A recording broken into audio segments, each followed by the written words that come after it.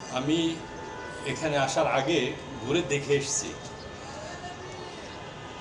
যেভাবে পোড়ানো হয়েছে সত্যি খুব খারাপ লেগেছে, কষ্ট পেয়েছি।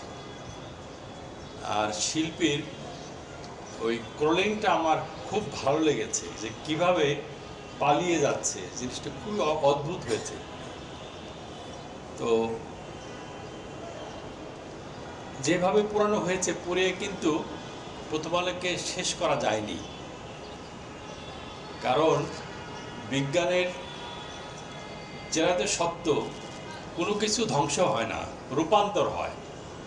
শক্তির কখনো বিনাশ নাই, শক্তি রূপান্তর হয়, এবং শিল্পী সেটি দেখিয়েছেন।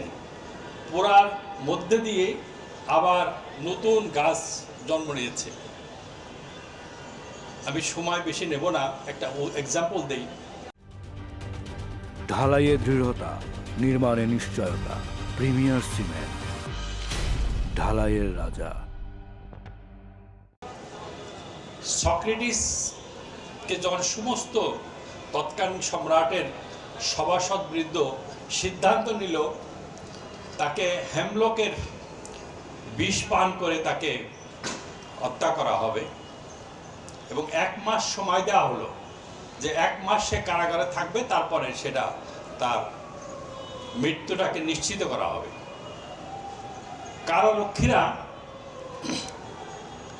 তার প্রতি এত শ্রদ্ধাশীল ছিল, তারা তাকে প্রস্তাব দিল যে আমরা আপনাকে সুযোগ করে দিচ্ছি, আপনি পালিয়ে যান।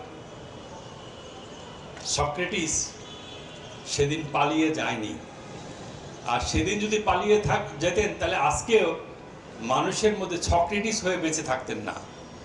প্রথম আলোর উপরে, ডেইলি স্টারের উপরে অনেক আঘাত এসছে, কিন্তু ওনারা কিন্তু পালিয়ে যাননি।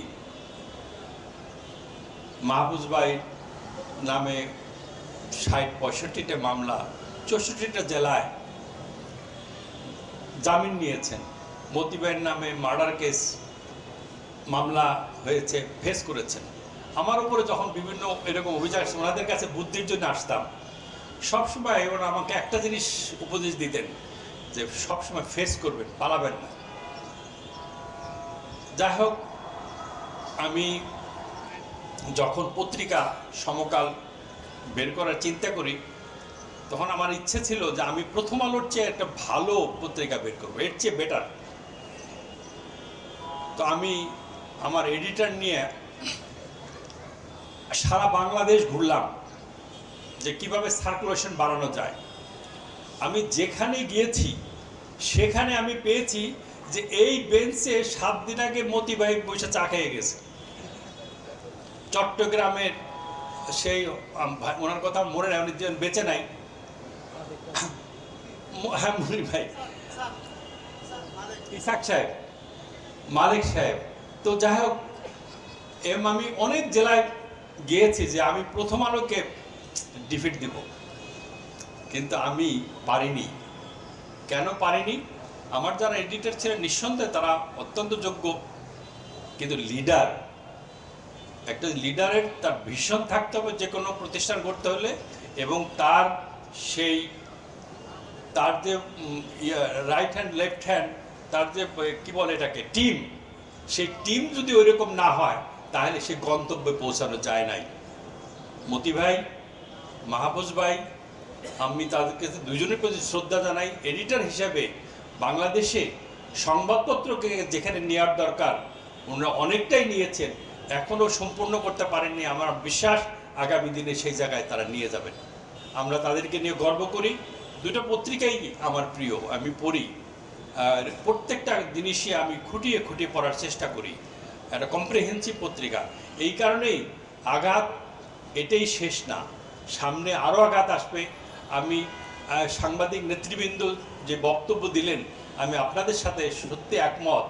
যদি আমরা ঐক্যবদ্ধ থাকি, প্রকাশক, সম্পাদক এবং সাংবাদিক নেতৃবৃন্দ, সাংবাদিক ভাই বোনেরা, যদি আমরা, তাহলে যে কোনো অপশক্তি হোক না কেন, যে কোনো শক্তি হোক না কেন, আমাদের উপরে পুনরায় আঘাত করার ব্যাপার চিন্তা করবে এবং আমরা প্রতিঘাত দিব, এইরকমভাবে আমরা তৈরি হব আগামী দিনে।